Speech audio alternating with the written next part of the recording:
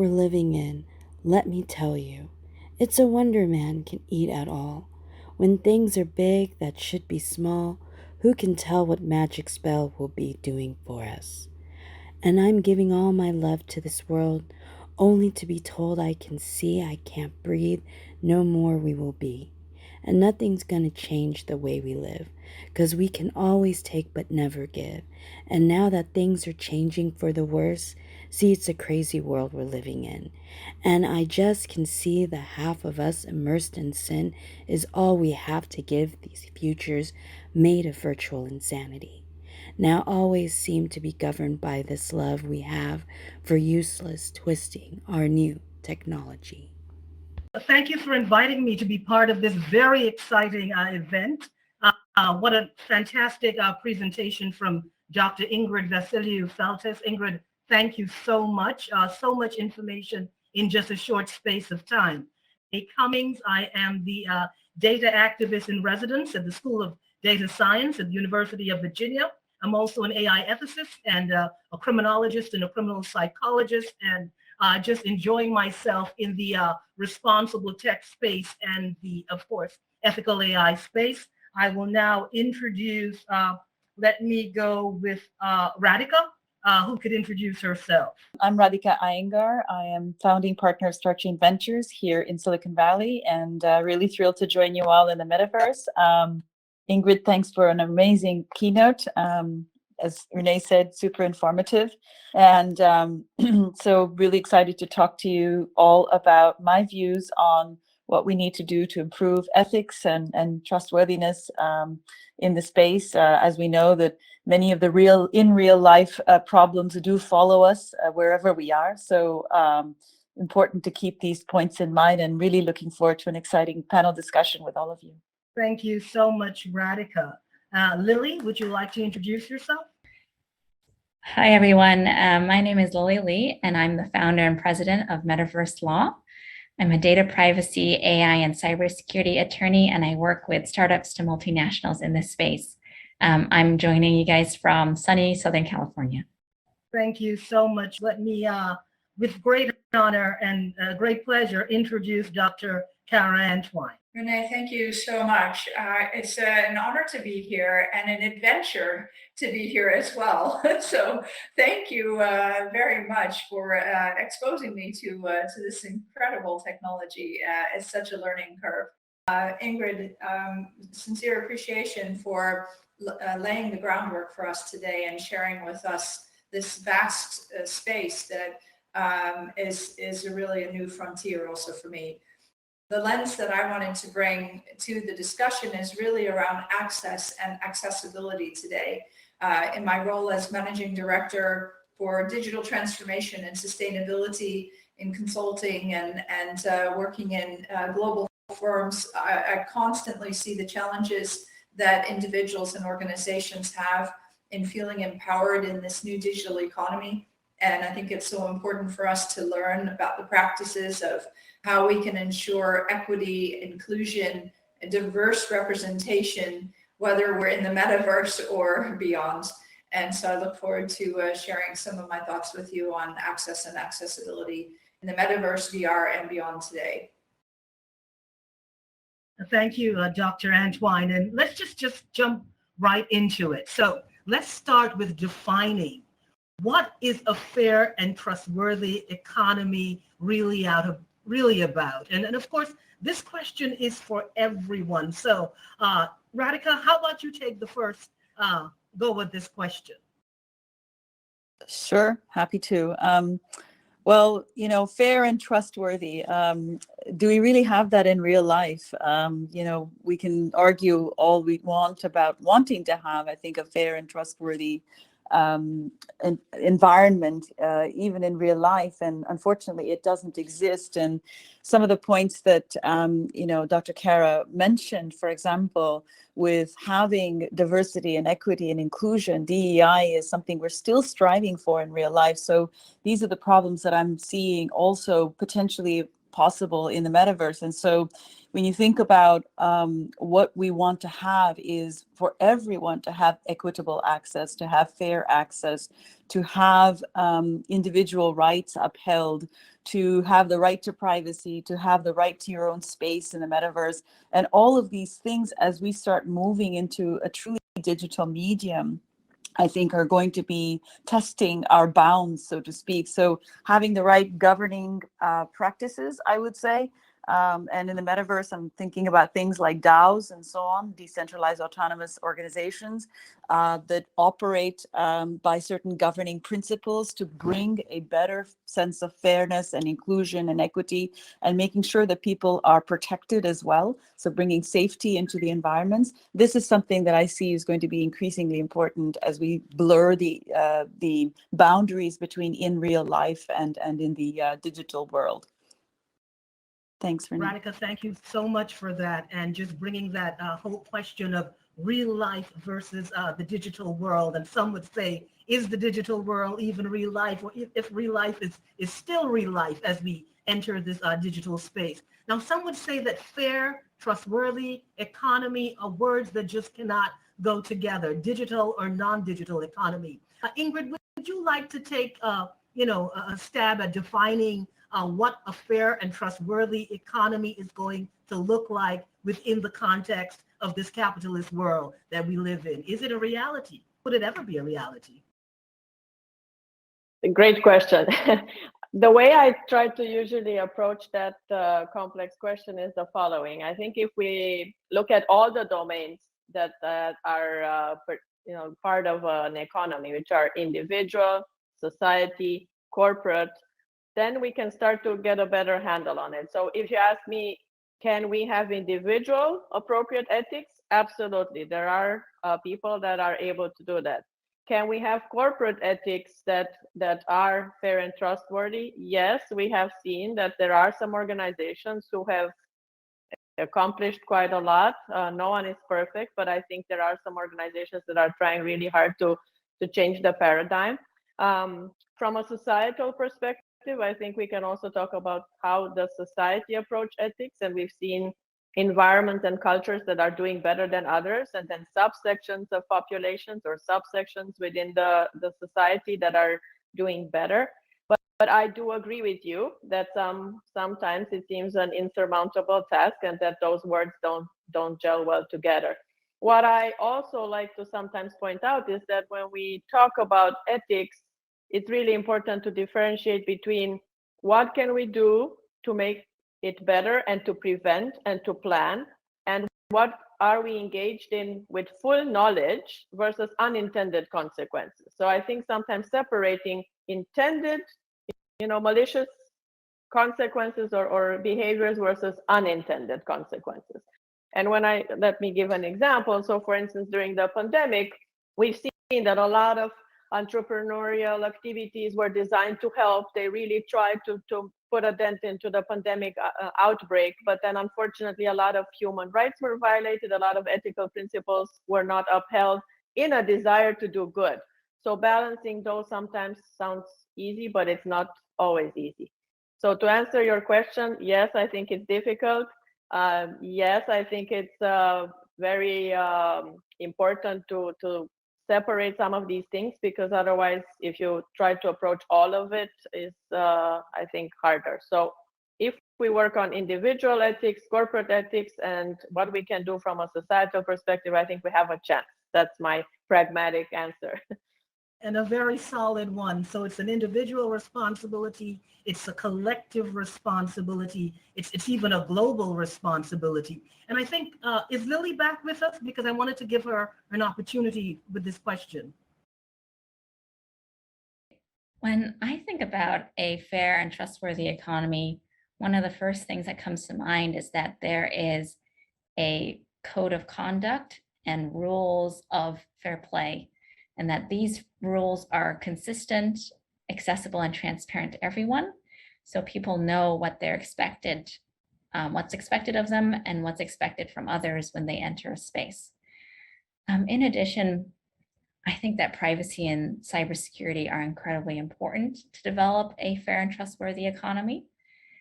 when participants enter into economy, they want to know that when they're exchanging something as part of a transaction, the other side is using their data solely for the purposes of fulfilling that transaction, and there's no other nefarious uses of their data.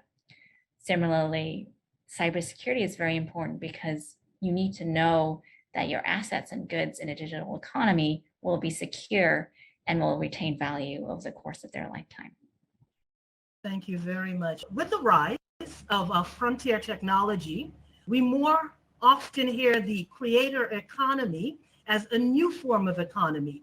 What is the definition of the creator economy, and who is the creator?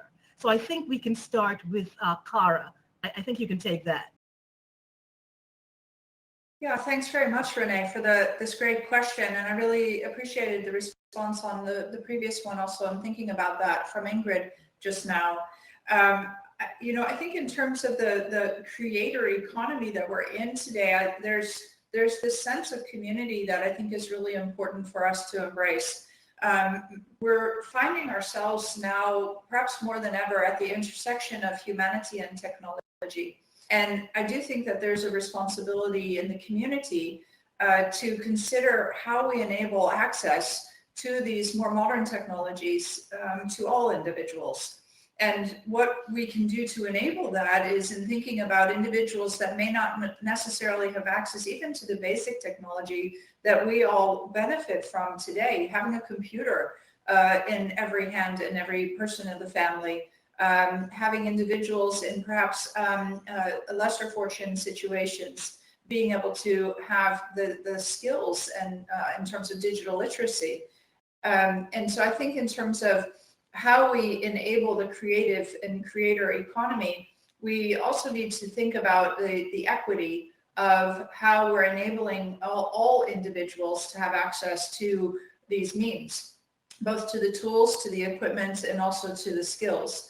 And then we also can have this conversation about, well, now that we have everyone's mindset with us, how we can bring everyone along in this conversation. We still have quite a long way to go in terms of improving the access and the digital literacy skills. If you just see my own fumbling in my avatar today and trying to get accustomed to how I can move her on the screen, and the learning curve that's in front of me as someone I would consider fairly adept in technology, can imagine those that may never have worked in a space like this before, how challenging that can be. And so we have a lot of gaps to close. And I think in order to inspire and enable the next creators and the next generation of creators, we need to first ensure that they can all get there to be a part of that engagement with us.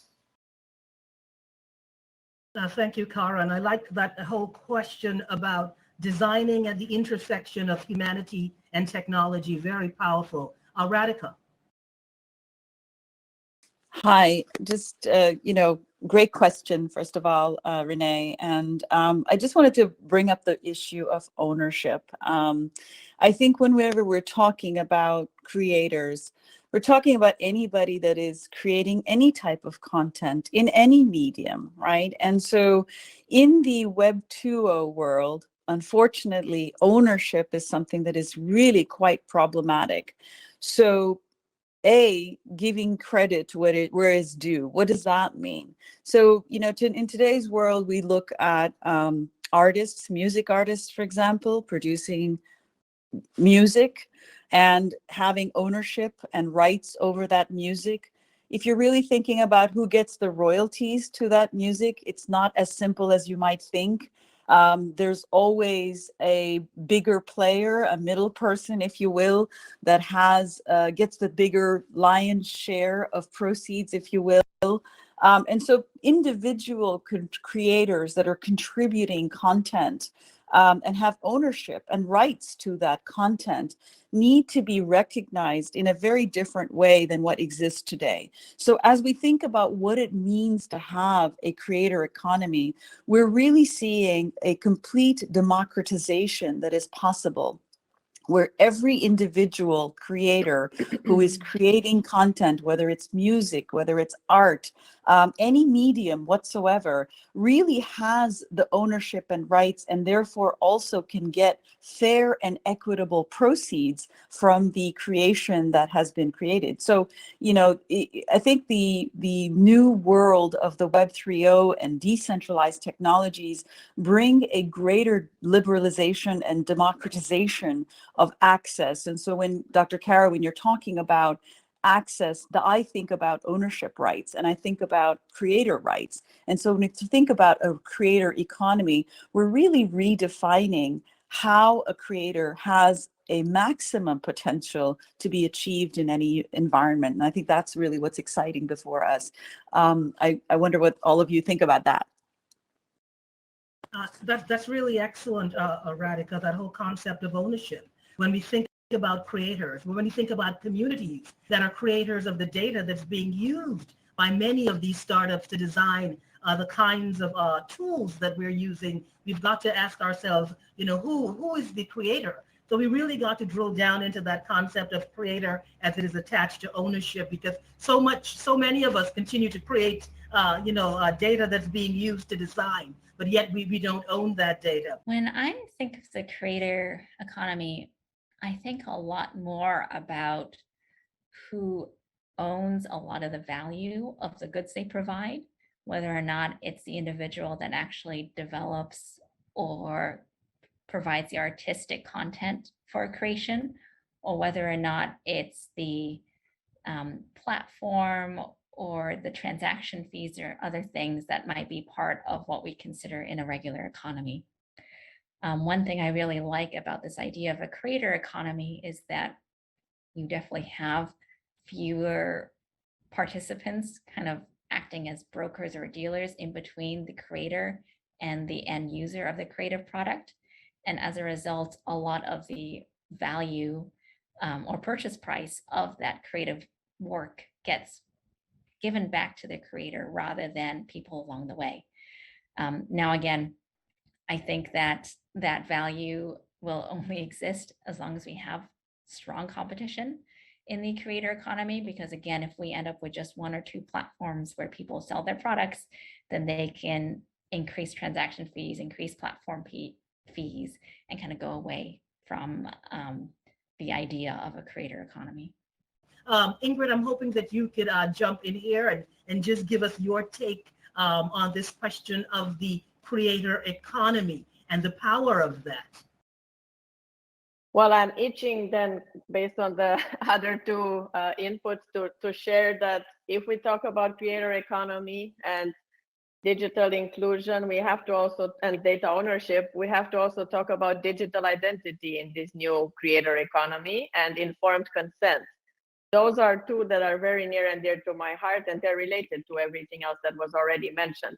We have to be really cognizant of what it means to have a digital identity in this new Web 3.0 environment, because on the one hand, it's good to democratize access, but a lot of times people do not truly understand and comprehend. They just give assent at the very best, but not truly informed consent to what it means to be part of that. And we've seen, for instance, in precision medicine, right, people have sold their genomic whole genome set for $8 equivalent because they didn't understand what it meant, right? Just to give one example. So I think we all have, again, a collective duty when we start democratizing access to data and give access to data in a very novel way that we've never done before, to also educate everyone and make sure that they are truly able to fully comprehend the long-term consequences, not only the immediate ones.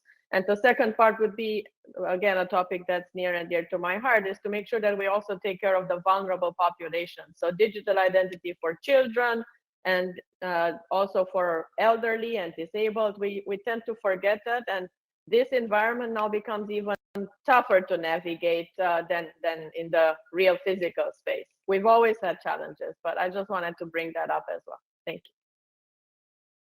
Thank you. An excellent contribution there, Ingrid.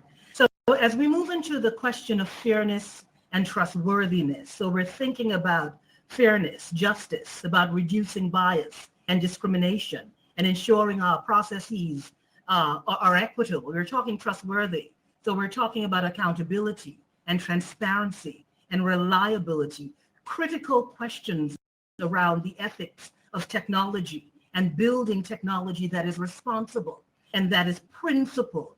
So from your own platform, what do you think are some of the guiding principles and standards that exist as a North Star? So does blockchain change anything in this regard? One of the biggest regulatory frameworks right now for governing data privacy and AI is the General Data Protection Regulation. This is a broad sweeping law that took 5 to 6 years to develop and affects all consumers in Europe and businesses around the world that collect consumer data from Europe. And what it does is that it gives consumers rights to access their data, but it also encourages accountability for businesses to incorporate privacy by design and security directly into their products and services. A similar law that went into effect in California is called the California Consumer Privacy Act. And that's actually going to be updated starting January 1st, 2023, to incorporate a lot of provisions that are similar to GDPR. Other US state laws are following suit. Colorado has a privacy law, Virginia has one, and Utah just passed one recently. So as we can see, these laws are coming online, and we're starting to see enforcement already in Europe. And within the next 5 years, I wouldn't be surprised to see a lot of privacy enforcement happening in California and across the United States. Well, first of all, Web3 technologies, and I'm talking decentralized technologies in general, are really a game changer in this regard. When you're talking about accountability, remember that the blockchain and decentralized technologies in general, I mean, the blockchain itself is meant to be immutable, right? Which is, you cannot alter things, you cannot change things. You can amend to something, but you can't change it. And so to me, that starts a whole mindset around what it means to have accountability and transparency. If everyone can see the same information and that information is unalterable, it brings a new, I think, meaning to what it means to have accountability in a system, just from a data perspective.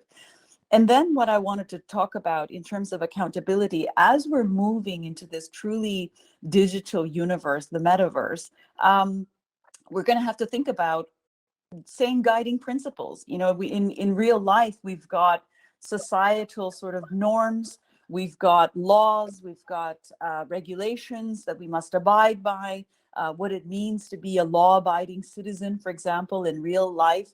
You know, what are the constructs that we are going to establish in the metaverse, for example, to ensure that there is accountability and responsibility for action, and that if there is any bad action or any egregious behavior that is being, displayed, what are other members going to do about it? Is there a governing organization, a DAO, for example, that governs principles or gives you guardrails of behavior in the metaverse, for example? And if you transgress those bounds, what are the consequences of that behavior? So these are, I mean, in real life, it's not a perfect world for sure. We still have laws, and yet people transgress these laws, and there are consequences for those actions, or so we hope, in terms of fair and equitable treatment of transgressions of those actions. But as we start moving it into a digital universe, I would say that that's an even more important question that comes about. So,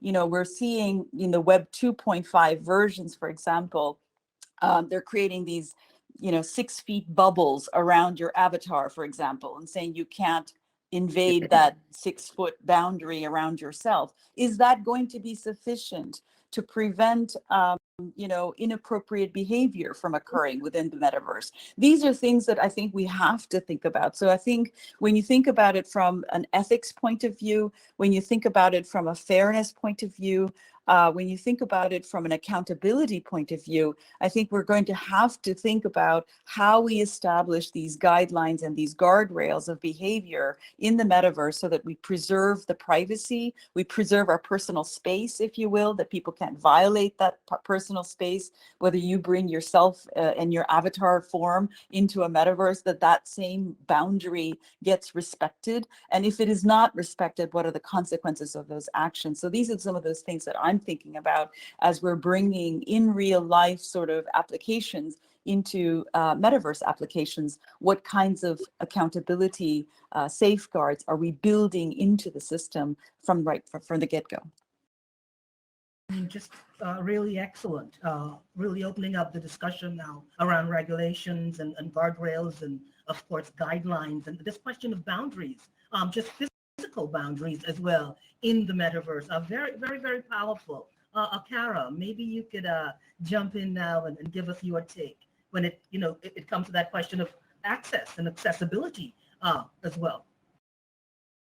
Yeah, thanks very much, Renée. And I thought that was an excellent response from Radhika and really laid the foundation for the struggles that we have in real life when it comes to accountability and ethics in the digital world.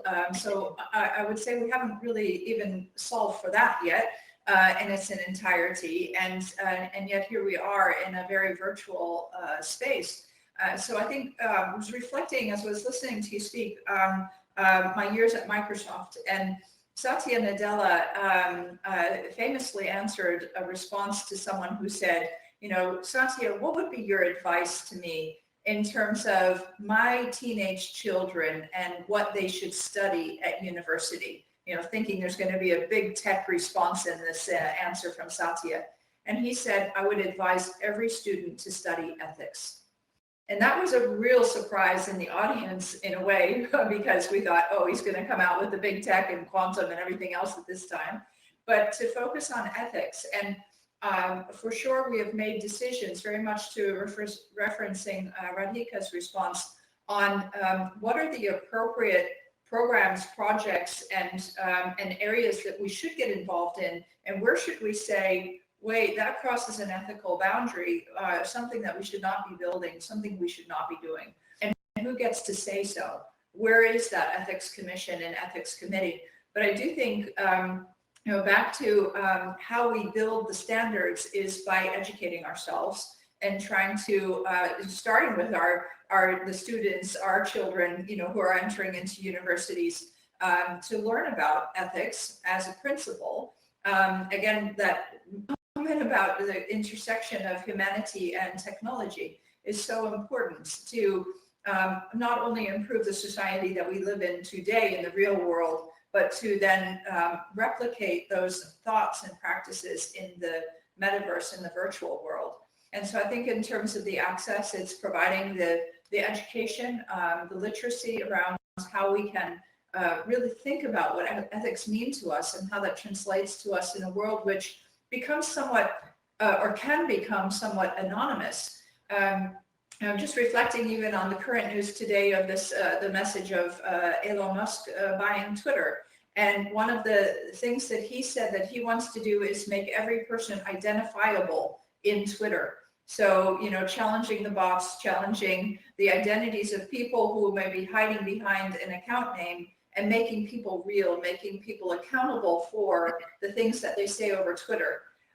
So there, is for me a transitionary world between real life, a social media platform, and now we're here talking about even a metaverse, so we can see the transition happening in others asking for the accountability of individuals and how we enable that.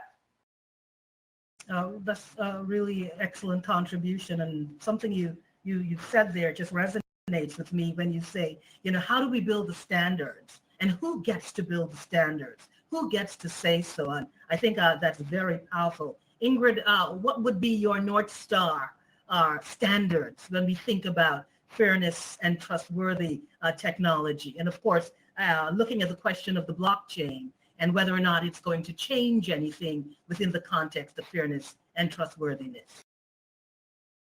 Thanks. Well, I know we have only 2 minutes, but I will try to do my best. So one point I just wanted to highlight, I think it's a great corollary. We started with digital citizenship and having a code of ethics for Web 3.0 and a code of conduct, and we're finishing on that. So I'm very happy to hear that. We also talk about accountability, and I think a lot of that goes into human rights and free speech, and we have to really think all this through, how it's going to translate into this new environment. I think also I wanted to highlight, because you asked about metrics, I've always been a big advocate of metrics being aligned not only with the purpose, but also keeping in mind the enterprise strategy, to harmonize and align the metrics for ethics with the other enterprise strategy. Because if you have silos and they're not converging, you will not be successful. It's going to just be a beautiful document that no one uses. So we talk about applied ethics in Web 3.0, translational ethics, and not from a life sciences point of view, but translating these ethics principles into real daily business world and to real societal interactions, and into these new Web 3.0 interactions amongst us and in the business ecosystem as well. So given your question also in terms of how to harmonize these legal and compliance and ethical guidelines, I'm a big advocate of interdisciplinary and cross-disciplinary proactive ethics by design approach. And I know that was a long mouthful, but I really think there's no other way except to be proactive and embed everything we've learned so far, lessons learned for the past thousands of years from humanity and the mistakes we've made at every single step, and try to also have these converging technologies, because we just touched on blockchain, but we also have AI, which is a domain of its own in terms of ethics, right? And then we're talking quantum coming down the pipe, right? So between quantum, AI, and blockchain, we will really have to rethink how this can work, and collaboration at a global scale is probably one recommendation I would have. I try to stay within the minutes allotted. Thank you. That's okay. Your comments are always so powerful. It's, you could go beyond a minute. I think we'd all be pretty cool with that. So we're talking fairness. We're talking trustworthy economy. We're talking about ethics, but we're also talking about justice and equity and diversity, inclusion, accessibility. Now, if we are to achieve all of those great things, we've got to come together collectively, collaboratively, and of course, interdisciplinary. But we know there are challenges. I'm hoping that each of you now can probably say which challenge do you think is the greatest, and probably give us an example, and probably tell us how we can deal with that challenge. And Dr. Antoine, I'm going to come back to you with this, because I know you have a really solid and comprehensive background when it comes to virtual and biometric-centered technology. So we can start with Dr. Antoine. Well, thank you very much, Renee. And this is a topic indeed that speaks very closely to my heart in the real world. And we'll translate that as best I can into this metaverse and virtual reality space. I think it starts again with a fact, which is that the World Health Organization tell us that 20% of the world's population are dealing today with some type of a disability. They are disabled by the environment that they're working within. So that's 1/5 of our population, or 20% of all the organizations that we work in, that these individuals have a disability. I'm one of those people. So I lost my left eye on a business trip many years ago, and I deal with partial blindness. And if we think about visual impairments and the relationship with the metaverse, according to Forbes, they've recently come out with a statement that say that blind and visually impaired users will need screen reading capabilities along with seamless audio description. One challenge is that the metaverse, by its very nature, is intended to be visually richer than the real world we have today. So this is going to pose further complexities for blind and low vision users. This is something I can really relate to as well, based on my own visual impairment. And what I have recognized in this space is that by combining new VR technologies, we can enable blind users to actually hear virtual environments rather than seeing them, by translating messages into sound waves. Now, that's nothing new. We've been doing this for a while. It was actually part of the development of the Seeing AI app, which is combining the use of your mobile phone and audio cues in order to direct persons with visual impairments to understanding what it is that the camera is looking at. And there are many other examples of that type of technology now taking place today, where we're understanding that by equipping or enabling another of our senses helps on the visual impairment side. But there are other challenges that we have in place as well. So here in the Netherlands, one of the rights of travel is to use the Privium class, which is an iris reader at the airport that will open the gates for you so you don't have to stand in the long queues. And well, for me, that doesn't work because I only have one iris. And so for me, the balance of not being able to have the privilege of being a frequent traveler, standing in the shorter line, just because I am missing an eye, literally I have a transplanted eye, it seems unethical and unfair to me. Why should I still need to stand in the longer line just because your machine can't read my one eye? So that's an example for me of something I think we need to consider also when we're equipping individuals with VR equipment. So that for me is another example where 3D movies or 3D glasses for me today don't work. I only have one eye, so it's not able to cross-reference the two eyes to give me vision. I have very limited depth perception. And so when you think about the 3D technologies that we use today, they're not as effective with persons with visual impairments, and particularly with those that may only have sight out of one eye. And so I think these are considerations that we need to keep in mind as we're building solutions in the metaverse and using virtual reality technology. And so those are some of the things that I'm looking at and thinking, how do we continue to create a fair economy where all persons can achieve what they want to achieve in this new economy, and that no one feels left behind. Thank you for that very powerful response. Radhika. Yeah, really powerful, and brings new perspective into what digital inclusion really means. So I really appreciate that perspective.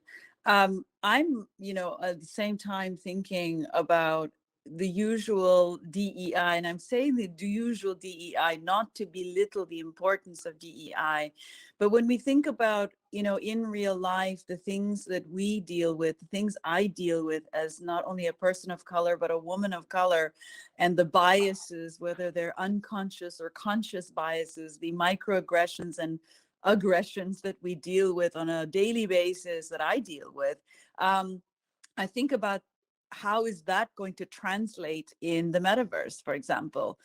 Will those biases still continue to remain? At the end of the day, our avatars are just digital expressions of us as individuals. So if we as the same individuals have the same flaws, then it goes to show that, in the metaverse too, you're still going to experience, it's not really truly freeing you from the same limitations that we have of human nature. So I think, I'm thinking that in terms of biases and how do we prevent the same kinds of biases from entering into the metaverse? How do we prevent the same kind of transgressions of behavior that we see in real life occurring in the metaverse? And we've already been seeing some of that. How do we consciously make an attempt to create the right sort of framework of behavior in the metaverse? To me, that's a really big challenge. It's much easier said than done. If you think about, I talked about DAOs just earlier in the conversation, and I think that is definitely a way. You have a governing body, but then you say, well, who forms that governing body? And what if they have, when we think it now in this day and age of the digital identity, and you can prove who you are, that's a good thing. But then on the other flip side, what if somebody transgresses things and then they happen to know somebody who's on the governing body, for example? It's easy to dismiss things, even in the metaverse, right? And so as we go forward and we start creating these frameworks and these guidelines and these governing bodies even that are going to be responsible for evaluating a situation, I was thinking, well, you know, if somebody transgresses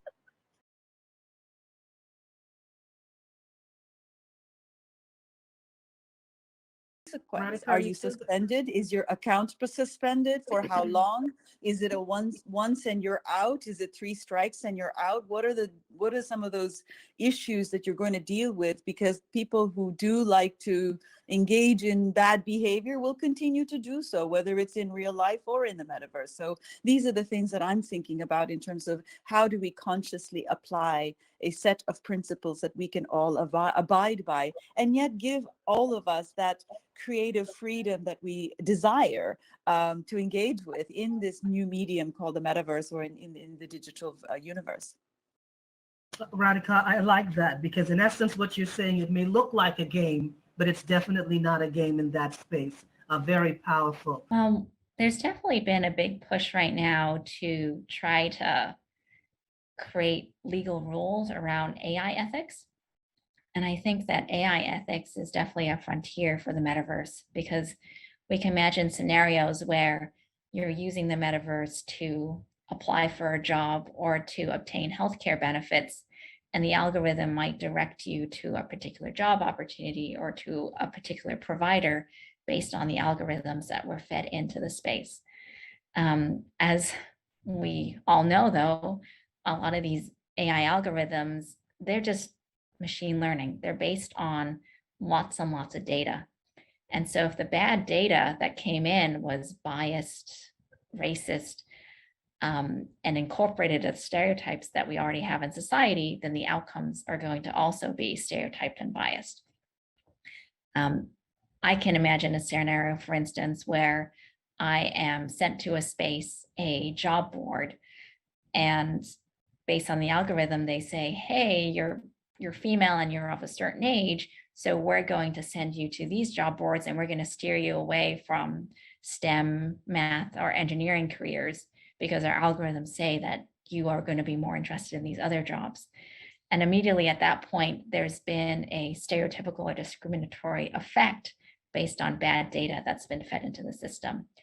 And I think that's definitely a challenge that we have right now in terms of accessibility and ethics.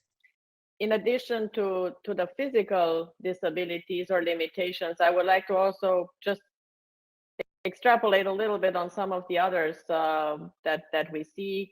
And those are mental health, which, like we heard, the same stats from the World Health Organization also show that we've seen an increase in mental health post-pandemic. And we're not sure if it's caused by the pandemic or people before weren't feeling comfortable sharing that much. But either case, we're dealing with a higher incidence. So we must be mindful about that segment of our population. I referenced elderly before. We tend to design all kinds of new things for a specific population. We know the metaverse was targeting a specific teen age, but we know that younger children will be exposed as well, and elderly will have to deal with it somehow or another. So I would like to again point out that we need to think broader than just business. So I think it's important when we think about what you mentioned, the Satya quote and the answer when he was asked. I think we need to start educating children very early on about ethical behavior in these environments, because they don't know. And us trying to impose these guardrails later on is way too late. So when we talk about corporate training for ethics, it's very difficult if you've been raised a certain way and trained a certain way to change that and truly understand what it means to uphold ethical principles at every single step in your daily life on the metaverse stage or off the metaverse stage. The second point I wanted to reference what Radhika mentioned with the DAO. Yes, you could conceive a new ethics committee or ethics council that's actually a DAO, but then who designs that one? What are the qualifications of those individuals and so forth? So you see, it becomes a very big mushroom. But definitely having thoughts like these that we're talking today early on, and thinking about also what does it mean to have gender in the metaverse. Maybe we need a meta gender. Maybe we need an omni gender, right? That can be a good thing too. So it doesn't always mean that if we can have accountability and know exactly who the entity is, it's a benefit. So I think it's a double-edged sword, and we need to very carefully understand the nuances, because it could also be a benefit, let's say, for human resources, right? And bias we see in hiring practices. If I'm an avatar and you don't know, maybe you think I'm a 22-year-old male, right? And I can have a beautiful avatar, and you can hire me now. As a 50-year-old woman, you would never hire me in that role. But if I'm a 22-year-old, I might get the job with my skills, right? So it has a lot of implications. So long story short, those were my two comments regarding the previous comments. The third one, I would say, I think it's really essential for the bias against ethics to be addressed as well, because I can share for 8 years, I used to be ethics faculty, and I actually hid it out of my resume completely. I did not ever share it because no one wanted to know. It was actually considered a negative. Now I think we're in a better space in the world. People actually, I don't think necessarily broad scale consider it a problem, but I think we need to do a better job across the globe understanding that ethics is not just for ethicists in an academic environment, and my dear friend Dr. Blackman will appreciate that it has to come to our daily life, to schools, to corporate environments, and to daily society. Thank you. Thank you very much. And of course, we've got to come to the end, unfortunately, because this conversation is just so absolutely amazing and powerful and power thinking, and the kind of conversations that we need to have to build responsible, principled, and trustworthy and fair and ethical technology. So the last question, and it's to each and every one of you, and you're just going to let us know, what would be your advice to all of the STEM-inspired professionals, solution builders, founders, creators, curious minds who are making the dream of the future a reality today? So what is your advice? And we're going to start with, of course, Dr. Cara. Antoine? Simply said, I would recommend start with the end user in mind. So who are you building it for? And something I think about often is in terms of your audience and accessibility, making sure that what you are building today is something that will be usable by those that you intend to want to use it. So therefore, it needs to represent society, what you're building today. It needs to represent every type of person that we have in humanity, and it needs to work for each of them. So I would start with the end in mind, so the end user in mind, and make that your starting point in terms of the creation ahead. Thank you very much, Dr. Antoine. And now Radhika Iyengar. Well, I agree with Dr. Cara, what you just said. I think starting with the end user in mind is certainly great advice. And along those same lines, I think if you're operating in teams, make diversity and equity and inclusion a huge priority, because again, with that end user concept or that thought in mind, if you start with a diverse and equitable team and an inclusive team, hopefully the result is also something that is going to be expressed in a much more diverse, equitable, and inclusive fashion. I think part of the problem we have today is that the teams that are creating new platforms, new software, new whatever, are not as diverse and equitable, as inclusive as they should be. And so the problems and the precepts and the unconscious biases that exist automatically just translate over into whatever environment gets created. So I think the mindfulness and the creation of what we were all talking about has to start from the get-go. So approach it from a DEI perspective, make it inclusive. Thank you, Radhika. And of course, Dr. Ingrid Vasiliu-Feltes. Well, I think Dr. Cara and Radhika already mentioned two of the principles of design thinking, the human-centric approach, obviously. And then the only other thing I could add to that would be that ethics, when we build Web 3.0, must be understood as an ongoing journey. It's not a static one-time event. So we must, inform everyone that it's going to require an ongoing, continuous improvement process, and that the same way we have emerging technologies and frontier technologies make us rethink how we do technology infrastructure, the same way digital ethics must be a living, breathing organism. That's my advice. I mean, one of my biggest points of advice that I give to clients too is that imagine that you are a user of whatever solution that you're creating. Is there a certain level of creepiness that you feel when you're using your solution? And if there is a certain level of creepiness or unease, that's generally because you feel like your privacy or your moral rights are being violated in a way that's incapable of description. And I think that as we're developing more of a privacy consciousness and awareness, both in the law and in day-to-day practice, you have to go with your gut and use that gut feeling to help you incorporate privacy by design and privacy engineering into your products. For me, I would just say, let's add justice to that equation. So let's bring the JEDI principle, which is justice, equity, diversity, and inclusion. And if you're being hesitant at any point in time, I always say when it comes to technology and AI ethics, invite yourself to the party. I also find it important that value of respect. We have launched a social project called Gallery Respect that you can teleport to in the end of the hall next to the Evenness flashy board, showcasing and featuring the inspiring stories of people of color on the global scale and through time.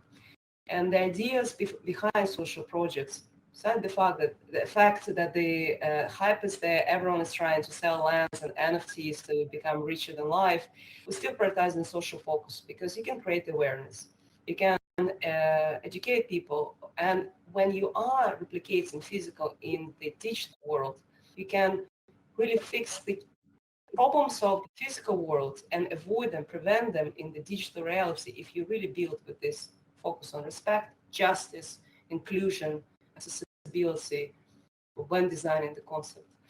So that is very exciting. Goosebumps on my skin. I would like to ask anyone else for some questions. Use the opportunity. We have the last seconds left. Oh, I actually have a question that came to me via WhatsApp because the person knows me. All right, they're watching the live streaming on YouTube, and they're asking, how do you see the developments of Web 3.0 industry in the next 10 years? Is there one big risk that we should really consider related to that? Go ahead. Radhika, go ahead. Ingrid, no, please. Just I thought that I hope we don't forget how to relate to each other in the real world by becoming so good in the metaverse. And that the social connections, the eye contact, the respect for one another in the real world, I hope we preserve that. Thank you. Agree with that. Radhika, did you have something to say? Yeah, well said. And I think, I think one of the biggest threats that I'm thinking about is the cyber threats. I think, it's just pervasive right now, and it's really insidious. And I think that as we're bringing new systems on board and new platforms on board, we can't be too concerned anymore. I mean, this is like the biggest threat that I'm looking at. So cybercrime is just exploding and growing exponentially. And as we move into the metaverse, as we move into other things, make that a priority. So this is my advice to founders is don't disregard the insidiousness of cyber threat and build that security and privacy into your platforms. Think about who you're going to bring onto your teams to really take an active role in shaping this new platform that you're creating. So to me, in addition to, of course, that incredibly important reminder that Dr. Ingrid that you mentioned as saying, don't forget one another, because we are at the end of the day ourselves as human beings. So let's all remember to do that first. Thank you. And I think I would just echo what has been said, and of course echoing Ingrid, because I always say, don't let us reach to the space where we need an algorithm to teach us what it means to be human again. And I think for me, the question of democracy and truth. We've got to pay attention to that. What is going to be true and what is not going to be true.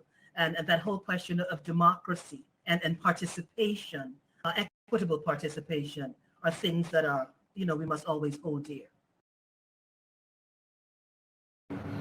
Yeah, I would definitely cheer to that, support that.